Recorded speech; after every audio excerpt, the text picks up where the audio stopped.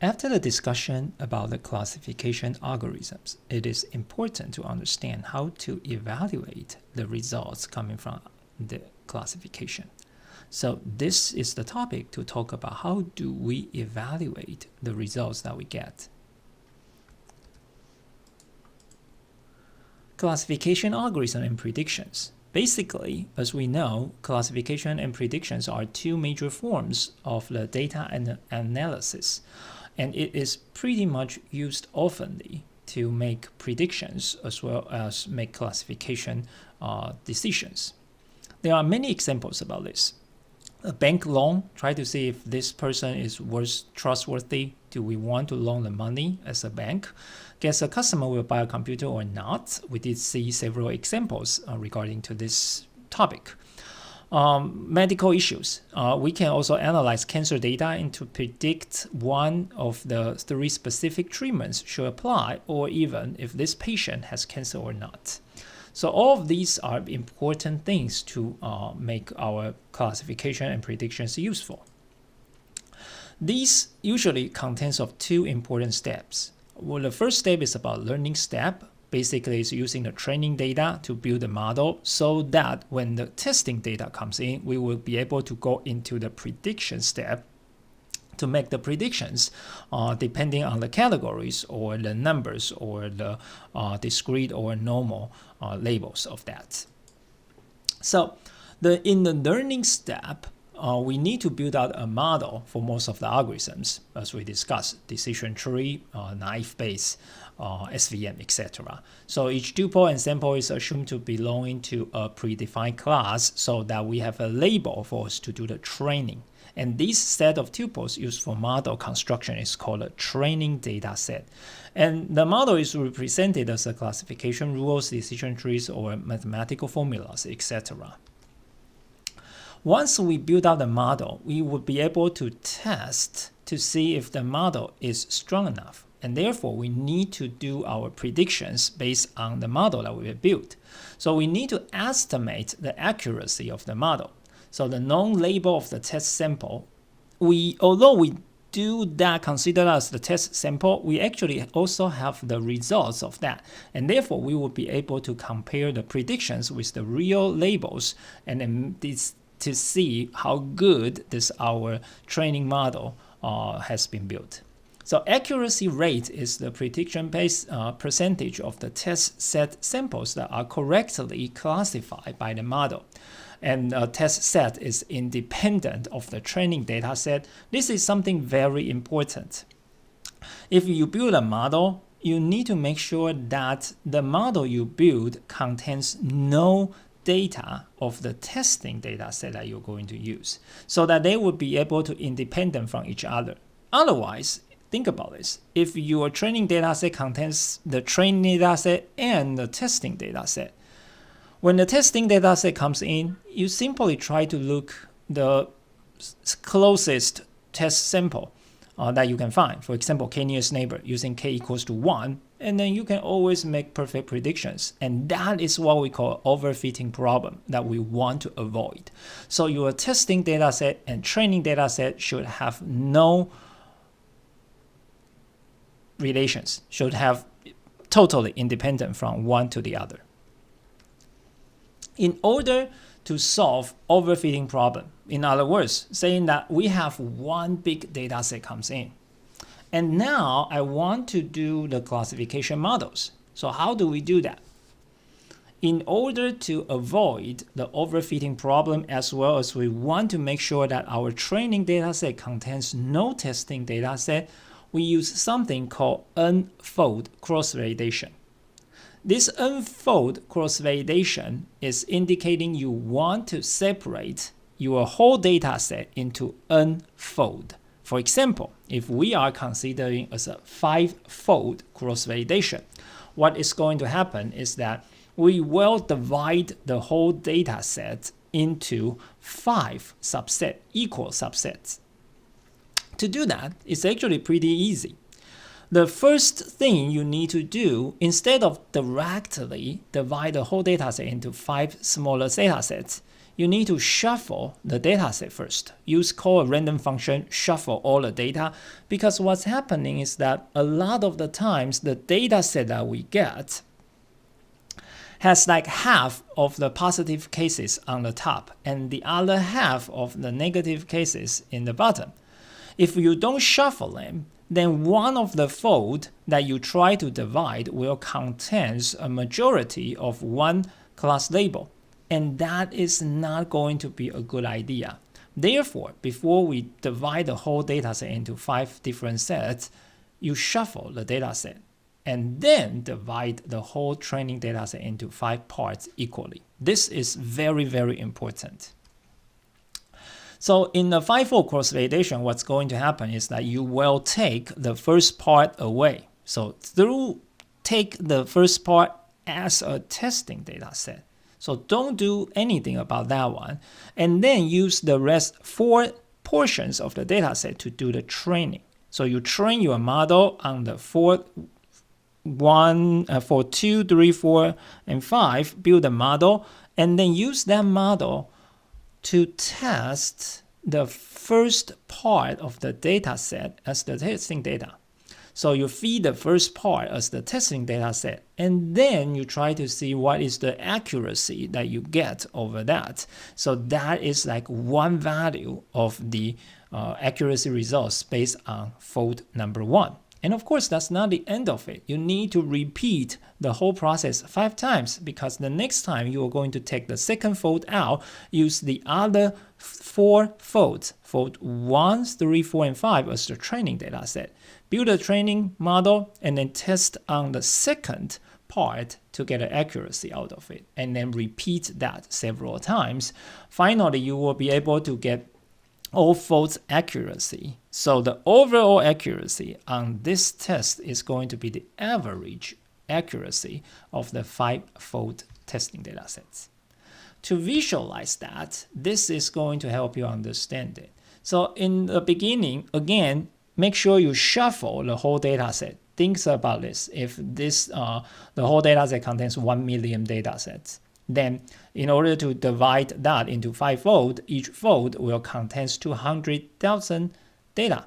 And again, before you do that, remember to shuffle it so that they will be able to mix up. Each fold will have like roughly same percentage of the data sets for the positive cases and negative cases.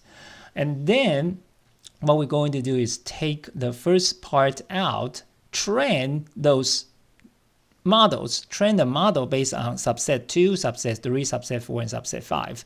So you can get a model. And then you test that model by subset 1, and then you can get 1 accuracy. And then you repeat that process for subset 2, take subset 2 out, and then use subset 1, 3, 4, and 5 to train the model, and then make the predictions on subset 2, and then make the prediction on subset 3 using the subset 1, 2, 4, and 5 model.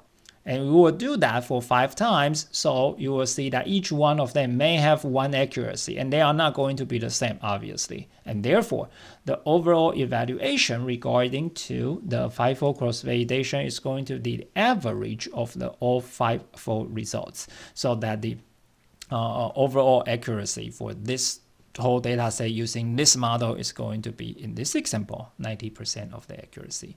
So this is the idea of the 5-fold cross-validation, and it is very important to use this method to make sure the results you obtained is pretty strong, is pretty consistent.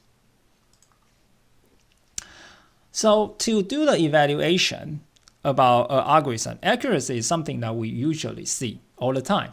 Is something pretty important. However, there's actually more things you can try to understand, and that's something I want to keep discussing in this manner. The first one, accuracy. Accuracy will be able to, we will discuss about this one, divide into even deeper understandings about the accuracy. So I'm going to save that a little bit for the next several slides. Besides the accuracy, we also need to consider about the performance speed. So time to construct the model, how long does it take to train the dataset? How long does it take to use the model and make the prediction? Those are important performance issues. It is usually takes a lot of time to do the training data set. To train the model takes some time to do so. But if it has a good performance on the prediction data set, which means that once the model is trained, using it is going to be easy and fast, that's something that we like. And therefore, speed is something you also need to put into consideration. Robustness. Handle noise data and missing values. Some algorithms are very sensitive to noise data.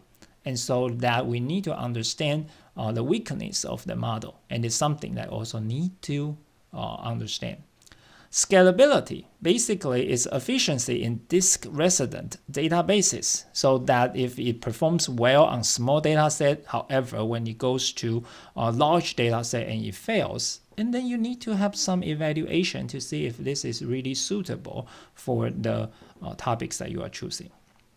Finally, interpretability. Can you understand the model? That's something very important.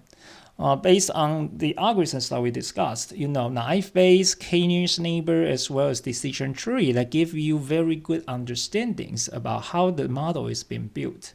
So you can actually use the model to get some knowledge out of it. However, like SVM, it will do all the things in a very high dimensional space using mathematical formulas to generate something, gives you a good accuracy. However, there's no way to understand the SVM itself, and therefore that's something you need to consider, and that's what the evaluation things you need to put into consideration when we are talking about the classification.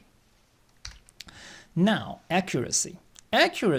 What we have been seeing so far is simply out of, say, 1,000 testing data sets, how many of those are correctly predicted? If out of 1,000 we got 900, then our accuracy is 90%. That's something very easy and straightforward to be understood. However, we need to dive into this area a little bit deeper to understand something what we call the confusion matrix. So to understand this table, there are two areas that you need to pay attention to. The first area is the one that you can see is kind of green area. This is what we call a condition as determined by gold standard. In other words, these are known facts. So saying that we already have the result. This is like the known labels that we have. And then it, of course, saying in the easiest way, does this patient have cancer or not? And in this case, the true indicating that this patient do have cancer, the false indicating that this patient does not have cancer. So we know the results already. Then we need to use the results that we know compare with the prediction results that we get. So in our prediction results, saying that we predicted this patient has cancer versus this patient does not have cancer. So this part is the testing or the prediction made by the computers. And therefore, in this case, we will form 4 boxes over here. If this patient do have cancer, and our prediction also says that this patient has cancer, so this is where true positive comes in, indicating that we predicted as positive, and it's truly have positive. So this is what we call a true positive. In other words, if we predicted as positive, however, the patient does not have cancer, then this is what we call a false positive. So again, it's indicating we predicted as positive, but it's false. It's not really having a cancer. So this is what we call a false positive over here. In the other word, if we predict it as negative and it is truly negative, so this is what we call a true negative over here, because we predicted as the negative, this patient does not have cancer and is really not having cancer. So this is what we call a true negative here. If we predict as negative, indicating that this patient does not have cancer, but is actually having a cancer, and then what we get over here is what we call a false negative. And that's why this true positive and true negative indicating you predicted correctly. false negative and false positive indicating you did not predict correctly. And this is what we call a confusion matrix. Based on these 4 numbers, we will be able to make much deeper analysis about our results. The accuracy is simply true positive plus true negative, indicating how many of those we got it correctly, sums up together, divided by all 4 numbers sums up together. And that is the accuracy. One more thing before we move into the next slide, I want to point it out that false positive as well as false negative, both of them are indicating our model predicted incorrectly. In this case, sometimes false positive has more influence than false negative, and sometimes false negative will have more influence than false positive. So think about this. If we predict it as positive, indicating a patient do have cancer, that's our prediction. However, compared with the result, we're finding out that this patient is actually not having cancer. This is better than the other one. Why is that? Because the patient will go to a hospital and make a lot of tests and finally realizing that, okay, there's no cancer in this patient. That is actually like an ease to the patient. However, compare with false negative. What does this mean? False negative, again, is that you predict it as negative, indicating this person does not have cancer. However, in the true condition, this patient do have cancer. Then this patient will not go to hospital, not doing testing, and then assuming himself is healthy. And that is why in this case, false negative is actually have a higher impact to false positive. These things is actually been heard frequently in our COVID-19 scenarios as well. So this is something very important to understand. What is true positive, true negative, as well as false positive and false negative. So once we understand the confusion matrix, let's take a look at the next slide. While we are using this one in the medical issues, we can totally bring that into the similar issues that we have seen before. Prediction a person is going to buy a computer or not, which is probably a less serious topic. So saying that we do know the customers that we have, this is really the people who buy in the computer. These are the people who is not buying the computer. So in this case, we know there are actually 7,000 people is buying the computer and 3,000 people that does not buy a computer. So we try to use our model to build the model, and then training data set feeds in, build a model, make the predictions, saying that after we do that, looking into the testing data set, we predicted this amount of people who is going to buy a computer. So think about this. In this case, 6,954 person we predicted then is going to buy a computer, and end up they do buy computers. So 6,954 is actually our true positive values. While we try to predict those people is going to buy a computer, and there's actually 412 people are not buying the computer. So this is our false positive cases over here. If we predict them are not going to buy a computer and they really don't buy a computer, this is our true negative, which is, in this case, 2,588 customers doing that. While we try to predict people is not going to buy a computer, but look into their history, they actually buy the computers, then this is our false negative. Once we understand that, we can understand the whole confusion matrix by summing up the column. We know how many people are really buying the computer and how many people are not buying the computer. By summing these two values up, we know how many people we are looking at. This row indicating how many positive predictions are made, and this gives how many negative predictions are made. So we have all the values available. Now, let's take a look of some alternative calculation measures other than accuracy. The first one is sensitivity, indicating that how sensitive of your model is going to be. And the calculation is focused on positive scenarios. So what it's trying to say is that based on the all positive cases that you have, So we have 7,000 people who's buying the computer. How many of those that you correctly predicted? So how many customers that you really catch? In this case, it will be true positive divided by positive, indicating this value divided by 7,000, which is the total positive cases. And then where we get true positive is 6,954 divided by 7,000 people who is really buying the computer. And that is what we call the sensitivity. For specificity, is focusing on the negative case over here. Using the same concept, we use true negative, which is 2,588 divided by the total number of negative. And therefore, what we will see is going to get our specificity. It's the similar concepts about the sensitivity, but focus on the negative case. The next one is called the precision. The precision indicating that how precise is your prediction going to be.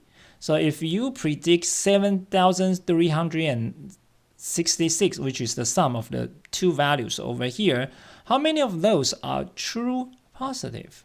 So true positive divided by true positive plus false positive. And then what we will get is a value indicating our precision. Finally, accuracy. Accuracy is, like I mentioned, is the true positive plus true negative divided by all four numbers sums up, indicating that how many total samples do we have. And that is the accuracies that we can get. And therefore, instead of just accuracy, I have introduced you 3 more evaluation methods. And there's actually much more than this. If you are interested, go to Wikipedia. You will find a lot of different evaluations over here. However, you need to know that as long as you have these 4 values, true positive, true negative, false positive, false negative, you will be able to calculate all values over there. Therefore, it is very important for you to do the following things. In your real practice, when you try to make the predictions, this is something that we see in the previous class. You have the true label for every testing data set. You have the true label. You try to list it out. What is the prediction results over there? Then you can understand this is a true positive, true negative, false positive, or false negative. You, of course, can do true positive, create a variable for true positive, and then use true positive plus plus to increment by 1. The next one, saying that the true label is 1, and we also predicted 1. Congratulations, you are doing another good prediction. So that's another true positive. Then the next one is going to be the true label is 1, indicating it's a positive case, but we predicted it wrong. So obviously, since we predict it as a negative, and this is false, so we get a false negative here. And we will be able to do the next one as a true positive, do the next one true negative, since it is false and we predict it as false, so it's a true negative prediction. Finally, we can see another one which is a false positive because we predict as positive and it's not matching the true label, so we get a false positive over there. Once we get all of this calculated, we will be able to know the confusion matrix, understanding that true positive equal to 3, false positive equals to 1, false negative equals to 1, true negative equals to 1, and we will be able to use this to calculate whatever evaluation matrix that we come up with. And therefore, this is something very, very important for you to do the evaluations about your results. So once we go over here, I want to use this slide to do as a summary. You see that all of these things that we have been done so far, indicating they do have a label for us to compare our prediction. So this set of experiments or this set of things that learned in the data mining process are considered as supervised learning because we simply have a label to tell us what to look for. If you don't have that label, then it is called unsupervised learning, which is called clustering or other things. And that is going to be some topics we want to study after the classification algorithms.